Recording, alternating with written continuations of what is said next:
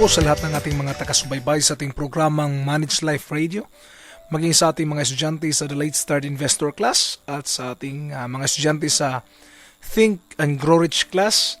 Magandang araw po sa inyo at masayang pakikinig sa araw na ito. At tayo po ay mag-aaral muli patungkol po sa ating buhay, pera. Dito po may binanggit si Preston Ely sa kanyang article, no? Stop Rich People Do. Yung mga bagay na ginagawa po ng mga mayayaman. May 10 bagay dito na sinabi niya na probably hindi natin ginagawa. Una po sa listahan niya, umpisahan natin, no? Kasi 10 ito. Una po is, rich people want to be rich. Pag mayaman ang isang tao o kung ang mga mayayaman, gusto talaga niyang yumaman talaga, no? At kung hindi nila gustong yumaman, probably pinag-aralan na kung paano maging mahirap. Kasi ang pagiging mahirap, madalas hindi na inaaral yan. Wala ka lang gagawin and you will become poor. But if you want to become rich, you have to do something. Rich people want to be rich. Kung sila naging mayaman dahil gusto nilang yumaman. Pero kung hindi ka umaasang maging mayaman, don't ever expect na yayaman ka. Bakit? Sa isip mo pa lang, wala na. Ayaw mo nang maging mayaman. At ayaw mo nang magkaroon ng enough na resources. Ayaw mo nang maging educated. Ayaw mo nang maging talented, no? Anong mangyayari? You will not gain rich or you will not become rich because hindi yun kasama sa listahan mo na gusto mong maging mayaman. Ngayon, doon pa lang tayo mag-umpisa. Sa isip pa lang yan, ha? Diyan mo lang tayo mag-umpisa. Kung gusto nating yumaman, ang susi niyan, ito yung taktika ng mga mayayaman eh. In order to become rich, want to be rich. Wag tayong matakot at wag nating isipin na magiging maging gahaman sa salapi pag mayaman na tayo. Kasi ang taong gahaman, kahit walang pera yan, gahaman na yan. Ang taong kuripot na yan, kahit wala pang pera yan. Ang taong gastador, kahit walang pera yan, gastador yan. Kaya kung titingnan natin, if you really want to become rich, change your mindset today. Desire to become rich. Number 2 po sa listahan, rich people hang out with other rich people. Hindi nakapagtataka, maraming mahihirap na Pilipino ay mahirap pa rin kasi ang kasama madalas ay mahihirap. So rich people hang out with other rich people. Desire to hang out with other rich people. Paano yan? Mahihirapan tayo? No, hindi mahirap maghanap ng rich people. In your community, you can find rich people in Rotary Club. No, makakahanap ka sa mga Rotary Clubs involved in events o isang event na pwede kang ma-involve. Doon ka makakahanap ng mga tao to become your friend, no? Probably not for them na utangan mo, kundi yung mga friend talaga na pwede mong magkaroon ka ng knowledge on how they become rich. Pwede kang pumunta sa Rotary Club, pwede kang pumunta sa mga event, pwede kang sumali doon sa mga sport clinics, especially yung mga sport clinics na na-involve ang mga rich people. Desire to be with, no? Sabi nila, magiging social climber daw. Actually, maganda po yan. Kung sabihin mo social climber is in a negative side now, I want to tell you, if you want to become part of the rich people, connect with rich people, hang out with other rich people. Kung ang lasinggo ay madalas siya nakikipagsama talaga sa mga lasinggo, ang palautang, sino madalas kasama niyan? Palautang. Number 3 po, rich people stalk down many mentors and suck their brains dry like knowledge vampires. Ang mga mayayaman po ay naghahanap yan ng maraming mentors. At kung maaari, parang vampira ba, na sisipsipin hanggang matuyo ka. Yun ang ginagawa ng mga mayayaman. Naghahanap sila ng maraming mentors. Halimbawa, ganito. Kung gusto mong yumaman, wag kang umasa na kaya mong lahat alamin sa sarili mo. You need mentors to teach you. Say for example, tulad ng ginagawa ko, I am studying real estate. So I go to Robert Kiyosaki for the real estate. For stock market, I go to Bo Sanchez. For my life coach and financial coach, sino po pinupuntahan ko? Si Chinky Tan. Kung gusto kong aralin kung paano magkaroon ng maraming milyon through stocks and other businesses, Warren Buffett and Bill Gates, sila yung mga inaaral ko at sila yung naging consider ko as my mentors. At marami pa akong naging mentors, kahit hindi personally, pero kahit hindi yung talagang one-on-one, face-to-face, but through their works, they become my mentors. Jim Rohn, talagang paborito yan si Jim Rohn, no? Sa philosophy and living life.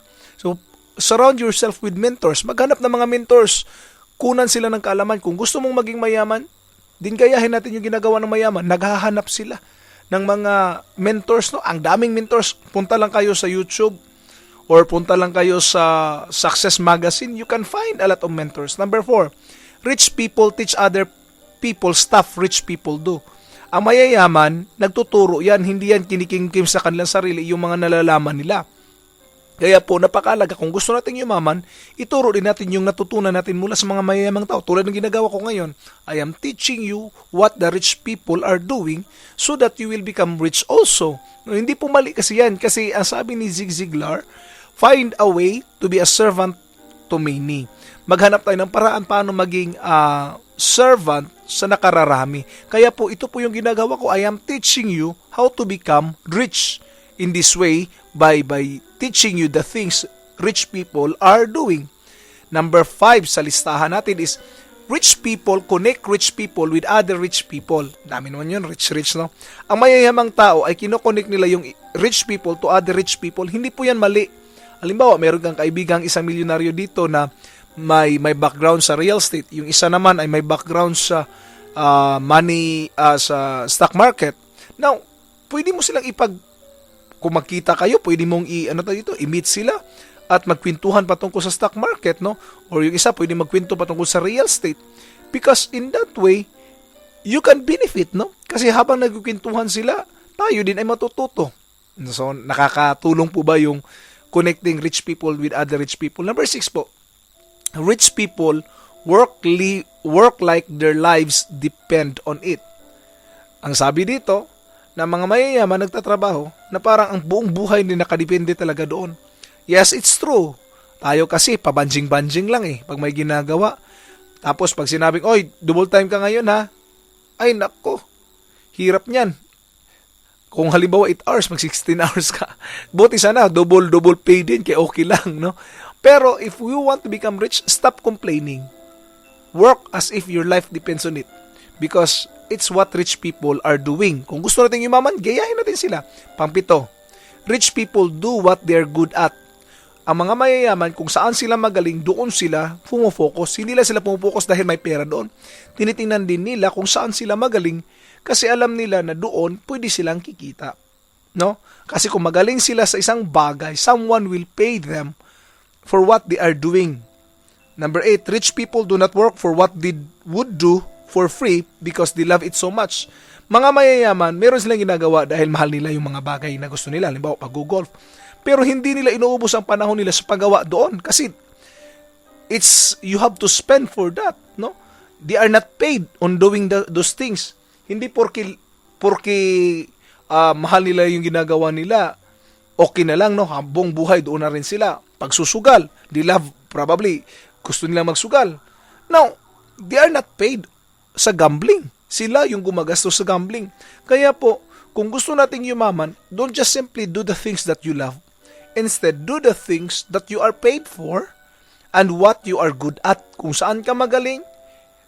Kasi meron naman tayong iba't ibang klaseng work, di ba? Passion work. Yun yung mga bagay na love natin. Physical work, para sa ating katawan. Meron naman tinatawag na labor work. Ngayon, pagbalansi-balansihin natin yung iba pang klaseng work at tanong natin, baka yung lahat ng panahon natin nandoon na sa tinatawag nating love work, which is different naman yun, o passion work, no? Number 9, rich people save their money. Ang savings po. Ang mayayaman ay nagsisave. Kaya kung tayo ay hindi nagsisave, ay nako, ang layo po natin papunta sa pagiging mayaman. Kaya dapat po tayo mag-isip-isip ngayon at i-consider ang mga bagay nito. Pang-siyam po, panghuli sa listahan at dito tayo magtatapos. Rich people finish every single thing they start.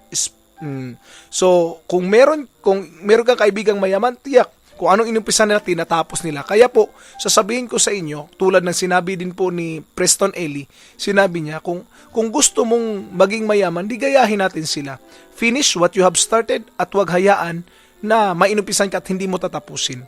Kaya po, I hope you learn from these rich people at gayahin natin sila. Kung gusto natin maging mayaman, kung anong ginagawa nila, then gawin natin silang model at imitate them. Baka maging mayaman din tayo, di ba? Kung gagayahin natin yung ginagawa nila. Yan lang po. No? Sa muli po, ito po si OG Solitario na umiere mula Lunes hanggang Biyernes at muling magpapaalala sa inyo, don't just survive, but also thrive, rich for managed life. Hanggang sa muli, paalam at God bless po sa inyong lahat.